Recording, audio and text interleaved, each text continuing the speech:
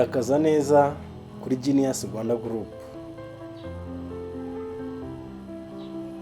Tugiye kuza tubagezaho ikiganiro cyitwa ubuzima. Kizaba kiraba kirimo ibintu bijyanye n'ubuzima tubamo muri iyi si yacu. Rero uyu munsi twabateguriye ikiganiro kijyanye n'abanyeshuri n'ubuzima bw'abanyeshuri baba bari ku ishuri. Tukurarikiye rero gukurikirana iki kiganiro. Reka twiyumvire iyi nkuru. Mu kigo cy'amashuri cya Bwiza higaga abanyeshuri bari bageze mu mwaka wa nyuma w'amashuri yisumbuye. Abo banyeshuri bigaga ari abahungu ndetse n'abakobwa. Muri icyo kigo cya Bwiza hari harimo umukobwa witwaga Mukamana. Uwo mukobwa witwaga Mukamana yari afite ababyeyi bose kandi bari bafite ubushobozi. Ariko muri icyo kigo n'ubundi hari harimo umuhungu witwa James. Uwo James we nta kivurira yari afite, mbese nta babyeyi yari afite, usibye ko kwiga kwe ni inshuti ndetse n'abavandimwe bamufashaga mu buryo bwo kugira ngo ubuzima bw'ishuri bukomeze. Rero umunsi umwe muri icyo gihe biteguraga gukora ikizamini cya nyuma gisoza umwaka wa gatandatu, uwo muhungu witwa James aza kugwara. Agwarira muri karasi. Muri iyo karasi niwe gusa wari urimo abandi bari bagiye muri activite zabo. Haza kuza umukobwa witwa Mukamana, abaramubonye asanga James arembye cyane.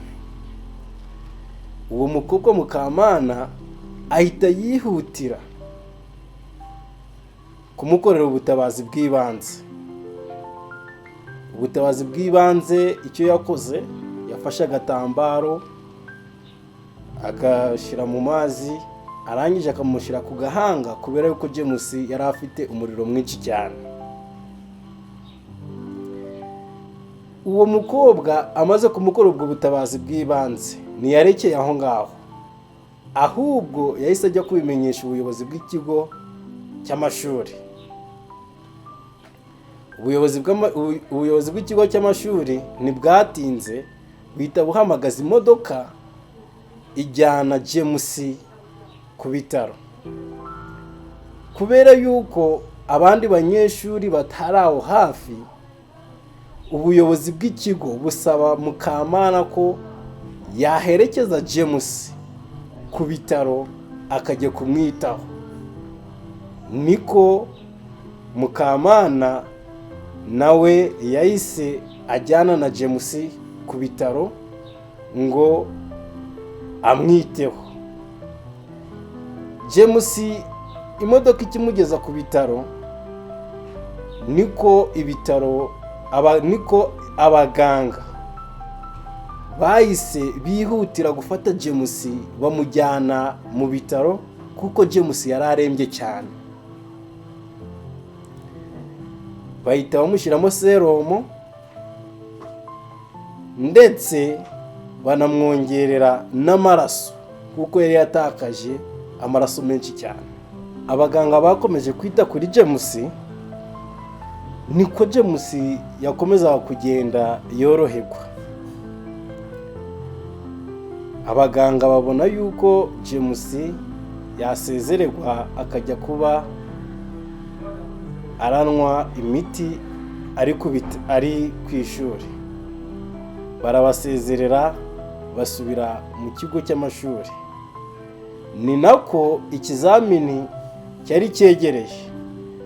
James na Mukamana nabo bajya gukora ikizamini nk'abandi banyeshuri bose. igihe cy'amanota kiba kiraje, James agirirwa amahirwe aratsinda, ajya kwiga mu kigo, ajya kwiga hanze kuko yari yatsindiye ku manota meza cyane.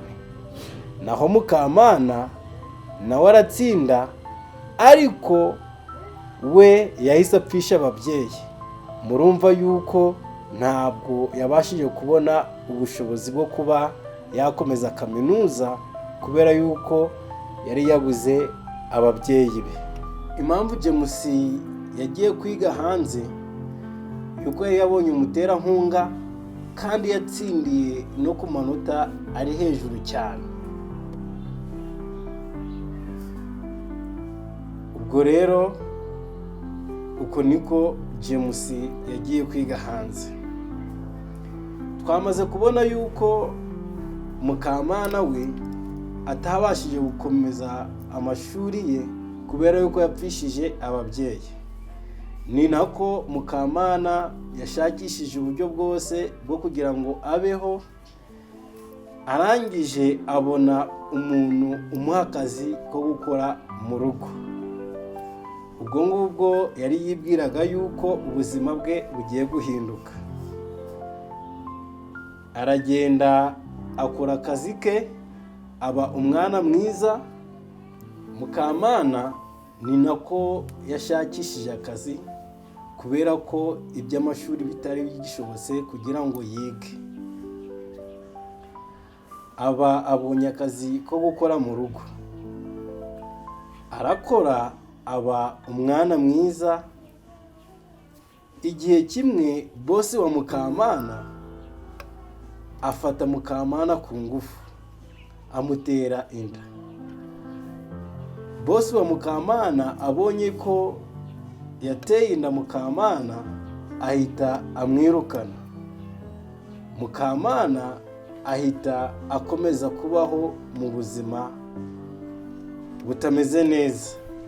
Muri ubwo buzima bubi Mukamana yabayemo, Imana yaramufashije abyara umwana we ameze neza.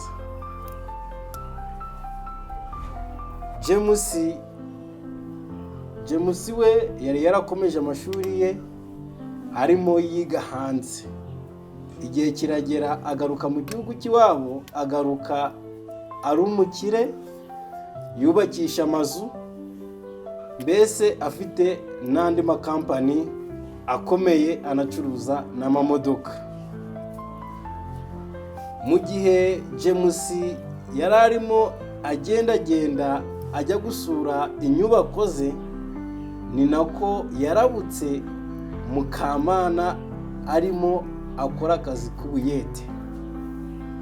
Ahamagara Mukamana, ariko kubera ko Mukamana atiyumvishaga yuko bosi we yamuhamagara, ntiyigeze amwitaba. Nuko James aramwegera, aramubwira ati ni wowe ndimo mvugisha. Mukamana amutega amatwi. James amusaba ko nyuma y'akazi yaza kumureba bakavugana. Akazi karangiye, Mukamana ajya kureba bosi we ariwe James. James arangije aramwakira, amuha ibyicaro. James arangije aramwibwira, amubwira ko ari we wa muhungu biganaga ku kigo cya Bwiza yafashije. Nuko James abaza amakuru Mukamana y'ubuzima abayeho. Mukamana aramutekerereza uko byamugendekeye. Nuko James amaze kumva inkuru ya Mukamana, ahita asaba Mukamana ko yaza akaba abayiwe, kuko James yari afite amazu menshi cyane atabagamo. Nuko Mukamana abwira James ati, none se ko mfite umwana nasize imuhira, none urukumva uwo mwana byashoboka yuko musiga. James amubwira ko nta kibazo, baranyuranayo bakajya gufata uwo mwana.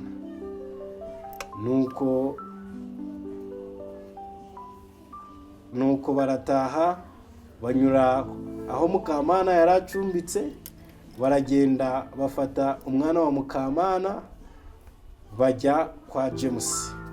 Ubwo ubuzima bwa Mukamana butangira guhinduka gutyo.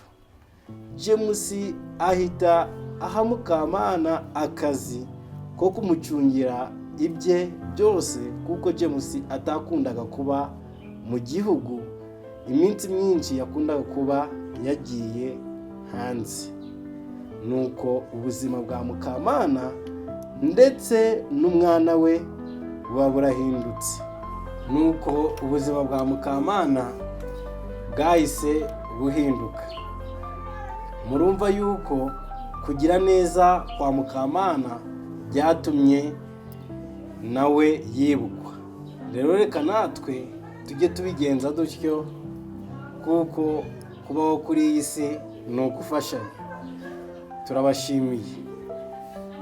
Turabashimiye mwebwe mwakurikiye iyi video, tunabasaba gukora subscribe, share na comment. Ibihe ni ibigaruka ku kiganiro cyacu cyitwa ubuzima. Murakoze.